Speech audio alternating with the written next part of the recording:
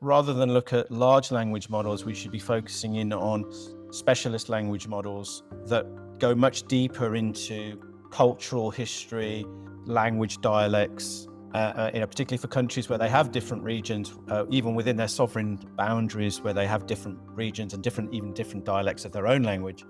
And that some of that should be open source, if not all of it. Welcome to the Regulating AI podcast with Sanjay Puri. AI is changing the world faster than rules can keep up. So, how do we protect people without killing progress? Each week, Sanjay brings you inside conversations with global leaders, policymakers, and innovators who are wrestling with that exact question. So, if you're curious about the future of technology and how it's governed, you're in the right place. On today's podcast, we're thrilled to welcome Dr. Nick Bradshaw, founder of the South African Artificial Intelligence Association, creator of AI Expo Africa, and a key member of South Africa's National AI Strategy Working Group.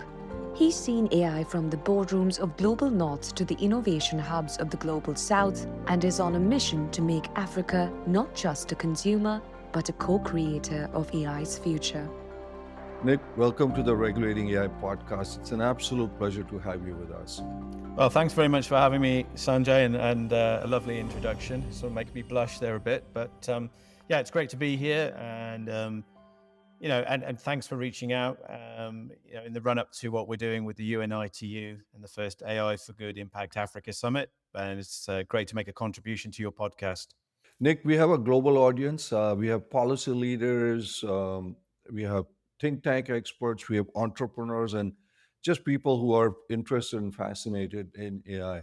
Since we talked about the AI Expo, and we're just on the verge of having it, and the ITU relationship that you have created, can you just tell our audience a little bit about what's coming up? Who's attending and what's going on? What's so special about this? Yeah, thanks, Sanjay. Well, I mean, yeah, just stepping back a little bit, I mean, we've been working at promoting and understanding the African AI landscape since 2017.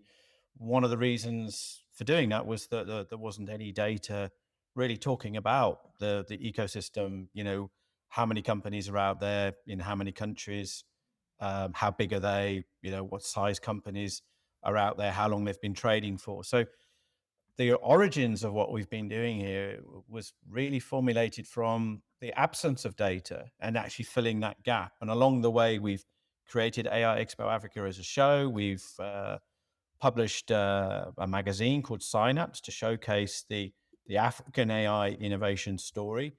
We published the State of AI in Africa report, which brought all that information together. And we actually launched that with the UNITU. And that served as a benchmark from around 2021 for us to then measure how the ecosystem has grown to the point where post COVID, the conversation has been very much around the global north and the global south becoming much closer together when it comes to sharing knowledge and best practice on AI, regulation, responsible AI. And as you mentioned, there's a lot of actors that are working in this space, and it's still very emergent. And the Africa region, as you rightly say, doesn't necessarily just simply want to be a consumer; it wants to be a contributor and to build its own ecosystem, its own frameworks, its own models. So I think your audience probably think, well, hang on a minute, you sound like a British guy. What the hell are you doing in Africa? Well, along the way, I met a South African lady, and we got married. And I've been here 16 years, and South Africa is my home, and I'm very passionate about us joining forces at all levels: government, NGO, business, investor, startup, academic, and seeing how we can make this a big success and a technology that will bring change in a positive way. No, that's great to have this kind of perspective for our audience. Nick, the current global AI narrative is dominated by the US, China, and Europe in some ways. Tell our audience, what unique role do you see? I mean, we talked about consumer, but a unique role you see Africa, especially South Africa, playing in the global AI conversation. First of all, there has to be an understanding of the true size of Africa and then the AI ecosystem that's within it. So I think Africa as a geography, just for the audience, you can fit in North America, China, India, South America. You know, it's a much bigger geography than perhaps people realize.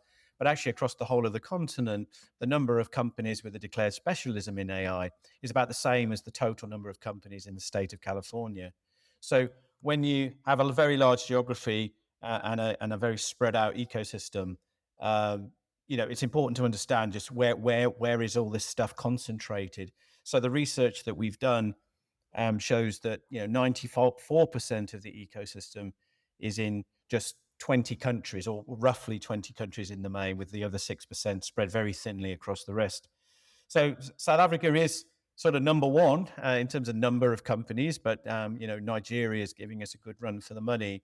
So I think it's not just really about the role South Africa can play um, in this landscape. It's about what all the countries can play. I mean, we've had a massive success on the continent with the startup called InstaDeep, which came from the founder Karim Berger and his partners, recently acquired by a German life sciences company for a considerable sum of money, and it's a very untold, very successful story, which has emerged from one of the smallest countries on the continent. So from north to south, and east to west, there's a lot of innovation going on, but it's often hidden, or the story remains very localized, and we don't see that same breakout that you see with maybe companies from North America or China or Singapore or London or Paris. So there's a lot of innovation going on.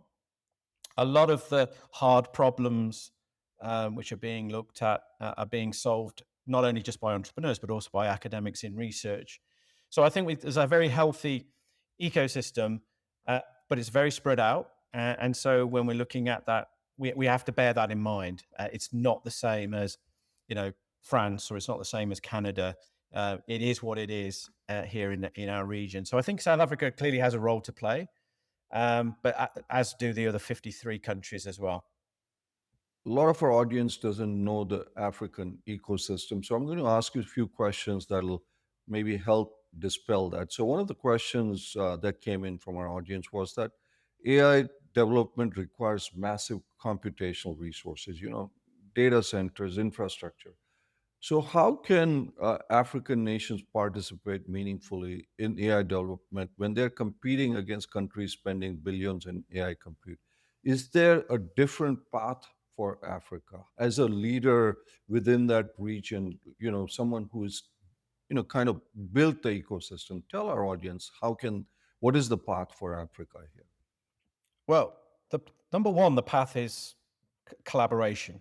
I don't think there are any large scale AI initiatives that are happening without some form of collaboration. Collaboration might mean that you've got thousands and thousands of users in a on a platform. We have almost 4,000 members of our association. Um, but collaboration is key, and no single entity has all the answers, and no single entity has all the money. So we have to collaboratively work together and collaboratively invest in that. It's absolutely true that on the African continent there isn't as much infrastructure as we might see in America, mainly because there isn't the concentration of capital and also the number of companies. But there are the hyperscalers are investing in the region with data centers from the likes of Microsoft, Google, Amazon, IBM, and I think also we're starting to see uh, interest coming in then from the second tier players, where they're the companies like Terrico, um, Equinix, NTT, that they are also building data center infrastructure. Now, within those capabilities and facilities, do they have AI compute? Some of them do, some of them don't, or they're in the process of putting it in. The most recent announcement has been from the Cassava Group, about building 5 AI factories across the continent, with the first one here in South Africa. So, whilst again the landscape is slightly sparse, there is that foundational infrastructure there, but it's just not as ubiquitous and available as it is, say, in the global north. So again, if you are an AI entrepreneur, you're definitely going to have to collaborate, either with a hyperscaler or a sort of tier two provider. Um, and look at mechanisms of jumping into things like the NVIDIA Inception program, jumping into the AWS program or the Microsoft program or the Google program, where you can access compute and have credits for your entrepreneurial endeavor.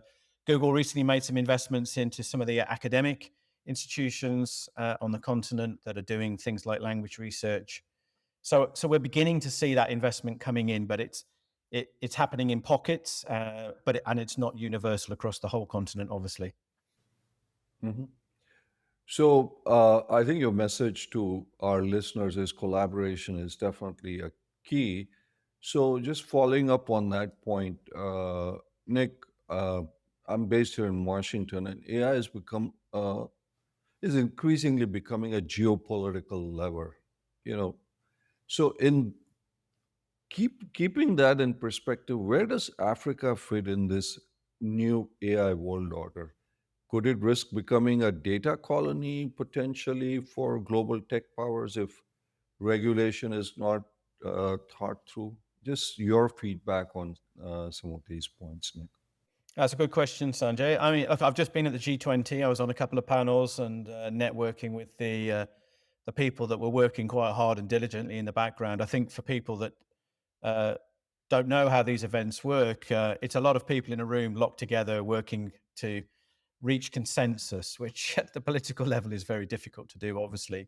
So I'm not a politician and I'm not a diplomat, but I'm definitely a pragmatist and a realist. So I think um, data sovereignty, I think, is where really we need to focus the discussion. The best will in the world, we're not going to create another chip manufacturer that's making um, GPUs, for example. The volumes of money involved to do that are just astronomically high. And I think I always tend to try and use the pen analogy. Um, you can buy any pen, but it's the story you write that counts. Okay, it's the data that comes out of the pen that's the most important thing. So don't try and reinvent the pen. Just be clever what you do with your story. And so I think data sovereignty, sovereign AI is the big topic right now. Um, that has to sit then within a regulatory framework, which are still emerging. South African national government, for example, is about to publish its national AI policy this month. Is going forward for cabinet approval. So again, I think we're still at that kind of tipping point between having this debate and then getting into that detail of, okay, we accept that we might not be investing and owning the infrastructure, although in some cases we do, certainly for the hyperscalers and the tier two investors that are doing that.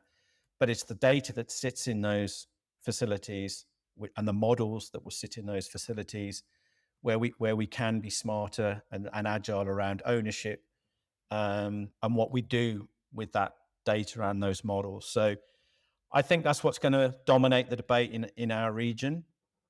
I know that at the macro level, if you look at like the European Union, multi-country regulatory framework, um, there is talk of that at the African Union level. Although I'm not cited on the progress, they are looking at an African Union national AI um, strategy. But I think it will be down to the individual countries to then formulate what they do in their own sovereign borders. So I think that's kind of where the debate is. And when I've been in various panels and conferences, particularly this year, that's been the main cut and thrust of the discussion. So, Nick, I think you make a great point. Data sovereignty is very, very critical. Just to follow up on that point, most of a large number of AI systems are often trained on Western-centric data sets. When you look at African societies, how do we ensure that African languages, values, um, cultures and histories and lived realities are represented in these AI systems, which is, a danger in some ways. We have a big focus in the region here naturally around looking at language research for the enableization, if that's even a word, of languages across the continent and the models to support them. There's a couple of initiatives which are active across the continent. There are 2,000 languages, if not, and way more dialects across the region, and many of them don't have a language model to enable AI services to be leveraged. Text to text, or text to speech, and speech to text. So that's a fundamental set of projects which is going on at the moment. Masakane project is the big one. It's a multi-research, multidisciplinary approach to language research. Um, so I think that, again, we're still building those fundamental foundations to enable these um, capabilities to come to, well, to be birthed and to be available to everyone. It was interesting to hear also, maybe there's a change in trajectory with some of this work, and it was interesting to hear from the Spanish delegate from at the G20 recently, about this idea that rather than look at large language models, we should be focusing in on specialist language models that go much deeper into cultural history, uh, language dialects, particularly for countries where they have different regions, even within their sovereign boundaries, where they have different regions and different dialects of their own language, and that's some of that should be open source, if not all of it. So I think that was quite an interesting observation to hear from the delegation, and maybe that's also something we should also be looking at. Who owns, or who could monetize, or should we monetize that model, or should it be open to everybody? And the panel I was on um, yesterday was also thinking about, um, should all this be freely accessible to people? I know that you can. There's an element of open source to that. Um, so I think, again, we're in this kind of bit of a melting pot transition in regard to this. So yeah, in the absence of standards as well. I mean, we are working in an area where there's minimal standards. There are frameworks, and some of those frameworks vary. So things like responsible AI frameworks are emerging all the time. So it's an interesting space, and it's changing every day. Yeah, it is definitely changing every day. Uh, Nick, there has been a lot of conversation about uh, in the US and around the world, and we are seeing a lot of job losses happening, at least in the US, because of AI. And how do you protect jobs, especially in developed economies? Uh, two the two worries here. One is in Africa, where unemployment is also an issue. How do you balance innovation while you protect livelihoods? And also, the other perspective is within South Africa, a lot of the talent is in many cases moving abroad. So, how can AI play a role in making sure that the talent stays there and there are not job losses per se? And I know this is more a policy issue, but you as an ecosystem builder, do you have a perspective on that? Yeah, I mean, it is the debate of our time, right? What is AI going to do for the world of work and the world of jobs? Um, there's certainly some sectors that are of immediate risk. So, in the global north, if I don't really like using that phrase, but in the more developed economies, they're being quite ruthless about economies of scale or cost reductions where they can automate certain aspects of their operations. So things like coders, for example, low-level coding. Yeah, we're seeing apparently in the news, jobs going in that segment. I think the most vulnerable segment here in our region is the things like call centers. So they've historically, over the last sort of decade or so, we've seen quite a big shift to Africa for labor to work in skilled labor as well, to work in call centers um, with English, language and multiple language localization. But as AI advances beyond human level responsivity, then you can essentially have a call center on a chip, if I can use that as a kind of fairly simplistic analogy. and just cut out the middleman. Companies don't need to employ a call center company to set up a call center in another country. They can just import the stack into their server, and that's it. You've got a call center. Now, will that eliminate everybody in the loop? I don't think so. We are going to need humans to supervise these machine to human interactions, quality, complex use cases. Um, so I think that here in our region, where certain sectors have seen this boom, like BPO, call centers, that they are potentially at risk. Um, the flip side to that, and you mentioned about people leaving, is that was definitely the fact pre-COVID. Now, post-COVID and the greater acceptance of remote work and a better understanding of the talent pool that's in the region. So if you look at the platform Zindi, Zindi, that platform has 88,000 machine learning data scientists on it. Most of them are from Africa and emerging markets. You have the ability now to become a highly skilled machine learning engineer. You can work remotely from home or from a workspace, and you can earn a very good salary by local standards, uh, with a significant cost reduction on the same resource, say in North America, USA, or Canada. And there's a greater acceptance that of those kinds of customers having a remote team in another country, particularly in emerging markets. So I think the post-COVID dynamic has caused a slight shift there. Now, I don't have any hard facts to give you hard numbers on that, but certainly there's a bigger incentive for people to stay local, um, whilst there is still the desire for people to migrate and get a job elsewhere. So, yeah, it's an interesting dynamic, and there are sectors at risk. But also, the recent research that came out is showing that poorer demographics in emerging markets are experimenting more with this technology outside of work than any other demographic, and that young people are leading the charge there. So again, I think this is really interesting post ChatGPT, um, LLM, agentic space that we're in now, where actually young people could even take a lead, and specifically a bit like where Africa took a lead with mobile electronic money. That could be something, yeah, particularly as AI moves to mobile and the edge, where we do another leapfrog. So yeah, it's an interesting time right now.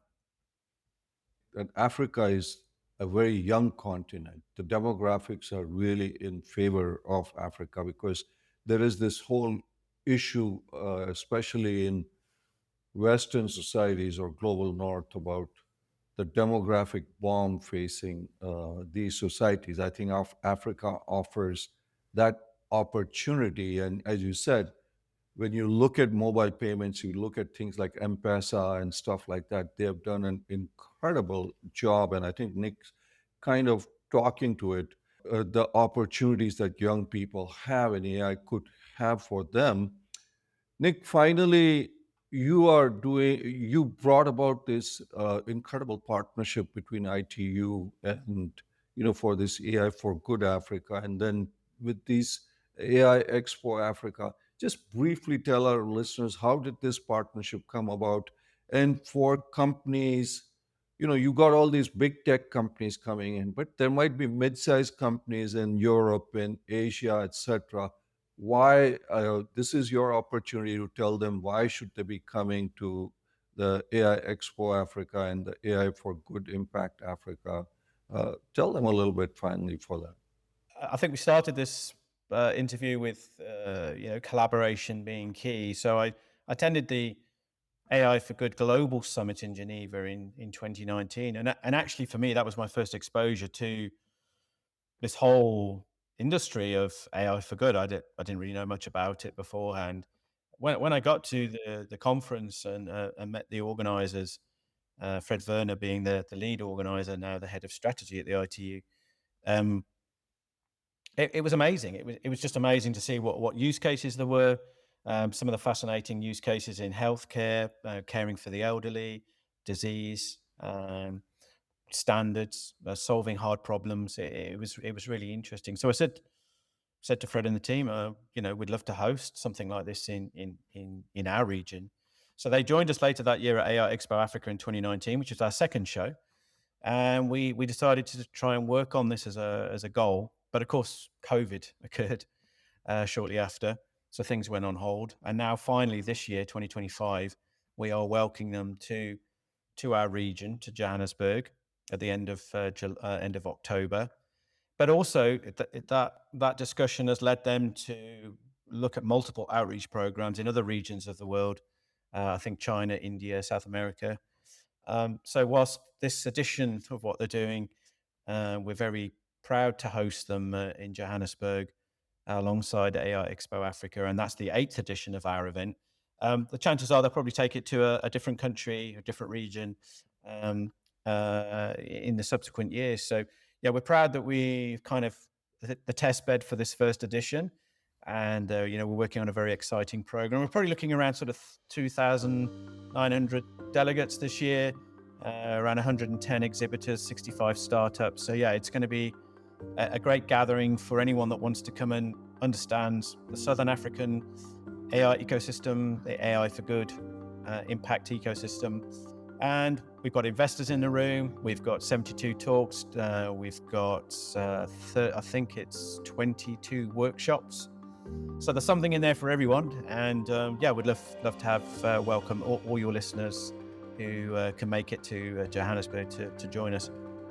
Nick, this has been fascinating. What strikes me most is how you're not just talking about AI in abstract terms, you're actually building the infrastructure, you're convening the stakeholders, and really doing the hard work of making AI a reality across Africa. And as we rush to deploy AI systems, we really need voices like yours to remind us to think about long-term impacts, to include diverse perspectives, and to ensure that innovation serves humanity broadly, not just the powerful few. So thank you for the incredible work you're doing. AI Expo Africa sounds really like exactly the kind of convening space we need, bringing together 3,000 people from government, business, startups, civil societies, just across the board. And that's how we build the future we want to see. And to our listeners, if you enjoyed this conversation, please subscribe to Regulating AI podcast, share this episode, and join the global dialogue about creating AI governance that's fair, democratic, and innovation friendly. We are all for innovation, and we need your voice in this conversation. And until next time, I'm Sanjay Puri, and remember, the future of AI isn't written yet. Let's write it together responsibly. Nick, thank you so much. This was fascinating. We could have gone for a long more time, but I know you have things to do. You've got a big conference coming up. So thank you to you from all our listeners. Thank you very much, Sanjay. And again, a great opportunity to reach out to your listeners, and just appreciate this opportunity to be with you today.